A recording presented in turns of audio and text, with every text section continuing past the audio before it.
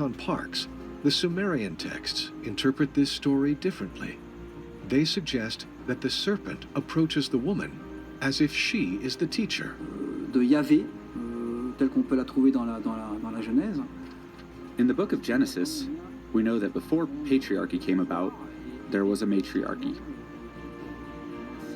When these gods arrive on Earth and settle in Eden on Karsuk Mountain, they were all under a matriarchal system, and Ninmah was their queen. The very interesting tablets of Eden express that. The woman is collecting fruits for the colony, and we understand that the man was doing more manual work.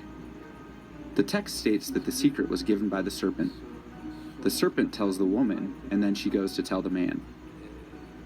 The so-called secret that the serpent is going to tell the woman, found in Sumerian tablets, is the secret of tool making. Quite simply, the tool, which is expressed as niche in Sumerian, means tree and tool. One could wonder why Enki insists on getting this particular secret through to the humans.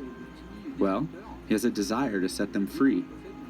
It is very clear, you can see it well. He wants to liberate them. I think that he didn't enjoy watching slaves working in the fields, serving in Lille. The woman's intelligence is often mentioned in Gnostic texts about the garden. The woman is generally wise, intelligent. She is enlightened from motherhood, from the origins, and has the intelligence and the wisdom of the serpent. If we read the original Sumerian texts, the woman only passes on the information that was given to her by the serpent. This civilizing tool for mankind is to become self-sufficient and free itself from slavery. What's more, in Sumerian tablets of Eden, when the woman messenger is mentioned, she is very often called the wise woman.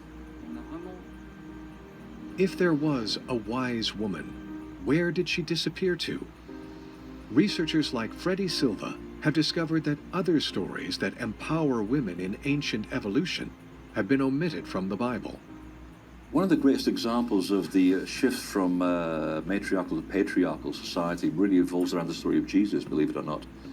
It's a huge misconstruct, and we know this because two of the most important pieces of evidence, which were the Gospels of Philip and Thomas, were banned by the church until they were inconveniently found by two goat herders in the desert at Nag Hammadi. And the idea was that when you joined a secret mysticism school, you joined as a son of a woman. When you graduated from that, you went up to another level of understanding. You graduated as a son of a man. If you got to the next stage, you became son of the gods. And then, and this is the most interesting part, when you actually went into the final initiation process, and initiation means to become conscious, that's what the word means. You undertook a out-of-body experience. It was an induced near-death experience where you took a narcotic, almost like a poison, which lowers your heartbeat down to a point where you are virtually comatose. Back in those days, those sects held that the women had the highest level of initiation. They actually were responsible for the initiate while he or she undertook this out-of-body experience. They were called the bees, or the watchtower of the flock, which is actually Mary Magdalene's name. Magdal Eder, the watchtower of the flock. Your soul leaves the body anywhere between 3 to 7 days, and you come back into your body, a little bit groggy, and you are taken out by the priestesses onto a mound, and the first thing you see is the rising of Venus, the morning star, at the spring equinox. That's why Jesus compares himself to the morning star. So did Osiris in Egypt, who is also a disembodied man who gets chopped up by 72 people. Of course, he reconstitutes himself, which is the symbol of the resurrected inner human being. The shift from matriarchal to patriarchal really happens around the time when the Catholic Church is beginning to find its roots, when fundamental Christianity splits from Gnostic Christianity, and the fundamentalists were killing all the Gnostic Christians.